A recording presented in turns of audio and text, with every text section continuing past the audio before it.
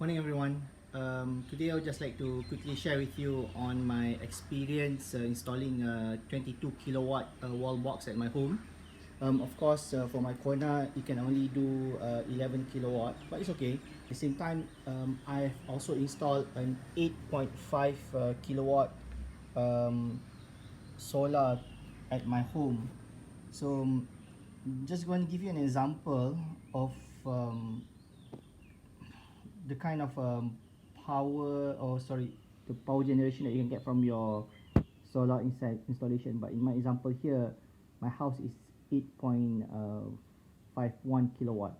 So if you look at here, these are good days. It can go up to 30 kilowatt hour depending on if it's really sunny.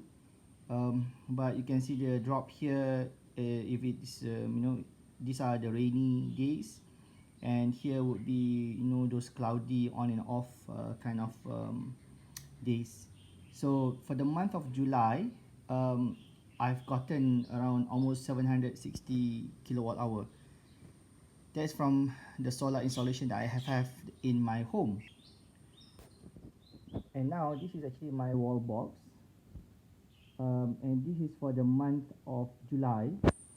And what you see here is 515 kilowatt, and this is basically the kind of power that I use to charge my Kona.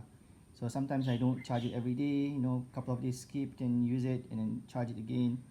It depends, right? So for me, I do travel to work, and it's about 90 kilometer return journey, roughly about 90 kilometers. So in essence, I would be charging at, I do need around 30-ish, or sometimes less, about 20, 30, depends on my traveling journeys and whatnot, right? So what does it mean? It means that for me, 515 is actually my current energy requirement for my Kona, based on the usage that I have. But at the same time, it also depends on the kind of solar panel that you install at your home. Does this then does my solar installation covers the Kona requirement? Yes, definitely. But if you want your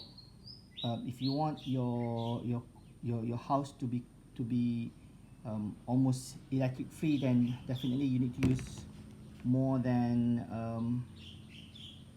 you have to install more than the 8.51 kilowatt that I have at my home, because 8.51, and where I am in Malaysia, it gives me this amount of utilization. So just to give you guys a flavor, I installed it sometime in June. So July was my first month that I had a full usage of the installation, and now we are in August. Going back to this, this is pretty much charging at home. um, I do travel outstation, maybe once a month or twice a month. That's when I will be charging using those kind of DC fast chargers. But this is pretty much the kind of monthly consumption is as real as it is for me. So this is almost around 90 kilometer daily ish. Sometimes I work from home. Sometimes most of the times I have to go to the office. It's about 90 kilometer a day. So I think a reflection would be, if you want to install a solar panel, first of all you need to know the kind of places that you can charge at work. For me, I don't have any, so I'll be charging at home.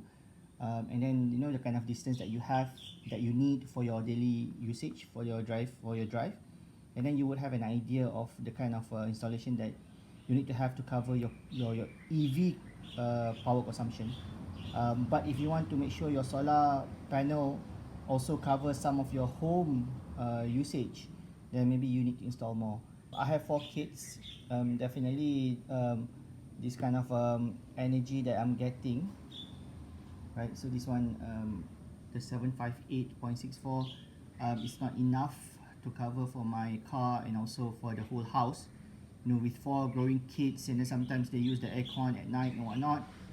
Definitely, I should have installed something bigger, but it's okay. I think you know, eventually they will leave their nest, and do something else. Okay, so that's my reflection. 8.51 kilowatt is a pretty big installation, but with a family of 6, and then with one EV at home, it is okay. But if I were to have 2 EVs, definitely the power consumption will be higher, and maybe then I may need to consider at least installing more solar panel. That's it. Thank you very much.